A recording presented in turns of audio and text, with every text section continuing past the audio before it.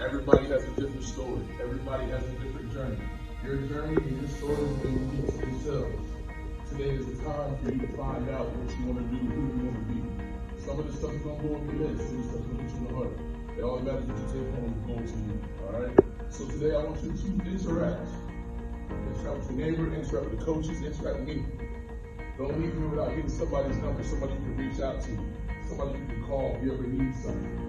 I'm fresh on Instagram. I do everything through there. Throughout the day, I get all y'all's contacts and stuff like that. Sometimes I push it's not appropriate for kids, but it's okay. You know what I'm saying? We're having a good time anyway. I'm just keeping it well with you. To the fact of where I come from. And the reason why I focus because throughout the day, right, there's a million different things that kind of flood you. Whether it's personal, whether it's your family, things, maybe if you've got a girlfriend or what have you, all those things are flooding your mind for time. They're competing and different things like that. But what I wanted to do is talk about focus, because even myself, whenever I find myself kind of drifting off, whenever I find myself going about doing something and I'm like, yo, Mike, focus. I literally have to pep talk myself into getting back on track.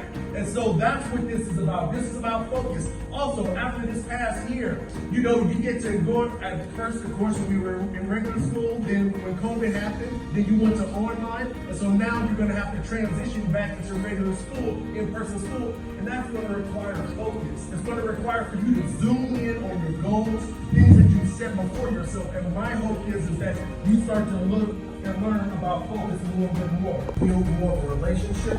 As my cousin Chris had mentioned, it's all about building relationships, networking, and that's going to be for life from here on. You're going to be able to see certain people. You're going to want to meet them. You're going to want to stay in contact with them.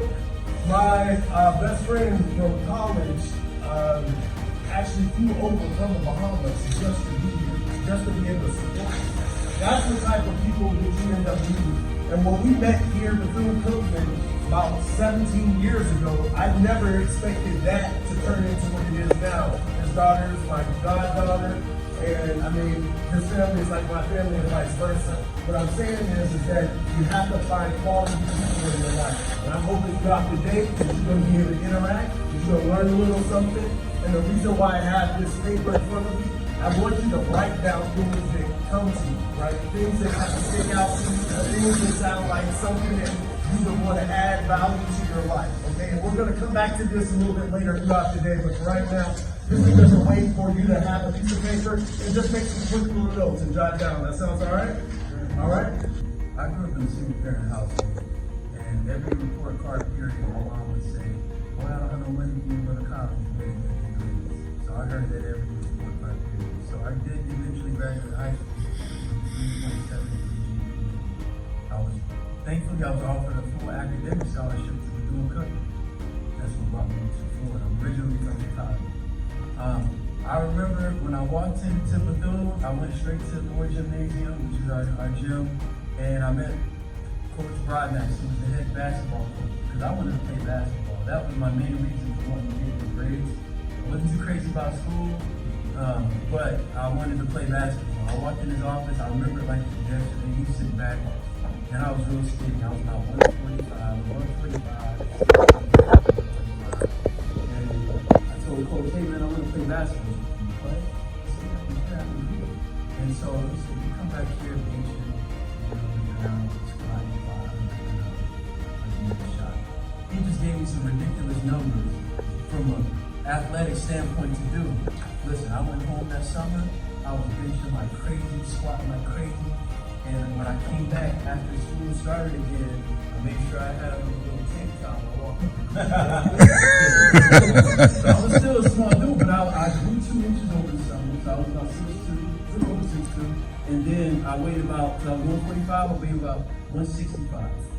As soon as I came in, I remember his look, he's like, because he remembered. And then I opened gyms, I made the team, right? And so with that, I learned with athletics, I learned, number one, control what you can control.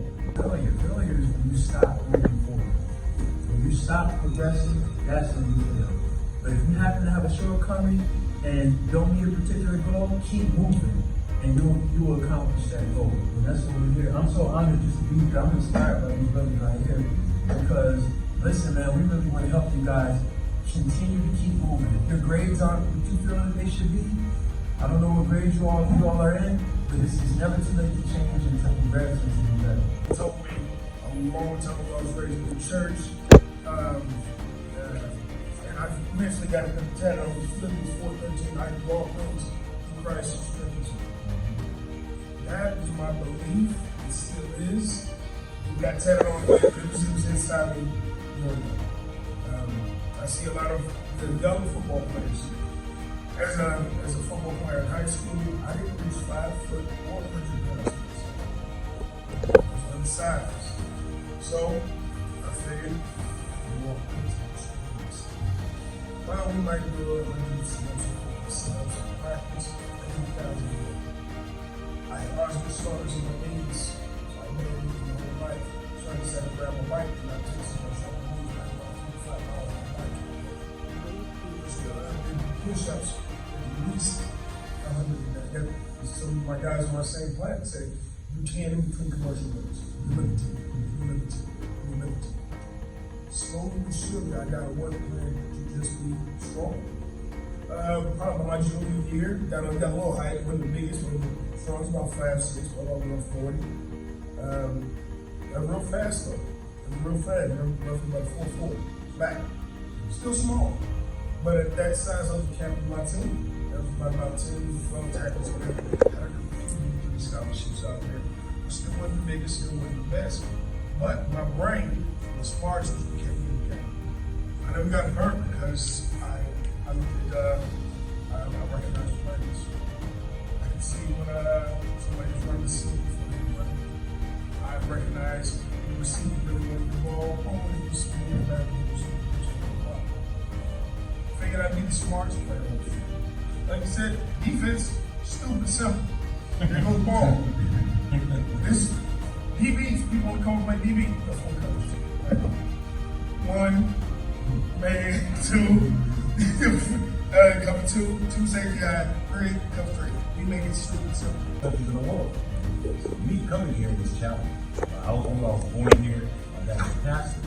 So I traveled the world quite a bit when I was young. I learned some French, some Creole. So when I came here, I really came just taking a chance. I didn't have a scholarship. And to be honest with you, in my experience, I lived in my vehicle for a week. When I got here, me and my friends didn't know, right? So I just faked it. Acted like I was happy, right? But every night I was in my car singing.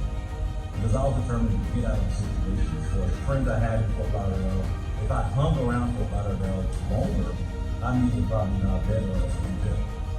Those are the options. Sometimes you have to make some tough decisions. As athletes, you got to running back in the position, then you try to make a quarterback. Right? So you have to always adjust. So I had to adjust to make it work. And now y'all always use it. I think my life is healing. It's a whole brand potential you guys don't see more out here. Feel as something I grew up on, and the acronyms always stood out for me. It's first and last time. That's the mentality I use every day at work. Because I want to be the first one in the office, the last one out. Like Mike talked about, I take everything as a challenge. Even at work, I want to challenge and be the best at what I do. Whether it be my coworkers or another institution, I try to put that best foot forward.